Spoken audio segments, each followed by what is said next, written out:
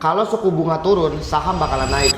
Emang ada hubungannya ya antara suku bunga sama saham? Ya, ini gue pakai bahasa baik ya. Gue nggak bahas teori diskonto atau valuasi yang suku bunga turun saham naik kan. Memang secara teori seperti itu. Tapi kita coba deh ambil sudut pandang dari sisi kalau suku bunga turun, biasanya suku bunga deposito turun. Penurunan suku bunga deposito, orang biasanya males dong nabung deposito. Jadi mereka akan beralih ke aset-aset yang lebih berisiko. Contoh apa? Saham. Dia punya kenaikan 15-20% kalau tahu caranya. Itu yang pertama. Lalu yang kedua, suku bunga turun. Artinya biasanya kalau kita mau pinjam kredit, khususnya pengusaha, lebih suka kredit dengan bunga yang rendah kan? Artinya apa? Ketika kita sebagai pengusaha, kita ekspansi kredit dengan suku bunga rendah, ya artinya banyak pengusaha lain juga akan mengikuti seperti itu. Yang artinya mereka harus bayar bunga lebih rendah lagi.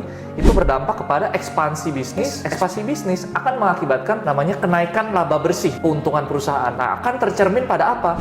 Keuntungan per saham. Jadi akan naik, keuntungan per sahamnya itu akan terrefleksi pada kenaikan harga sahamnya. Itu logikanya. Lalu yang ketiga, biasanya suku bunga rendah akan diibaratkan dengan orang-orang seperti kita, individu yang mau minjem uang ke pinjol untuk sengaja beli saham. Itu berpengaruh juga. Memang banyak orang yang menggunakan leverage atau kita bisa bilang daya ungkit dalam membeli sebuah saham. Tapi di sini perlu diingat juga ya, akan ada sisi buruknya kalau saham itu turun. Menutup hutang pinjol akan susah. Tapi biasanya dengan kenaikan atau euforia saham yang naik, banyak yang minjam dengan suku bunga rendah, mereka menganggap kenaikan daripada harga saham bisa menutup hutang pinjolnya. Nah, itu yang menyebabkan aliran uang masuk ke pasar saham, yang menyebabkan harga saham naik. Itu korelasinya.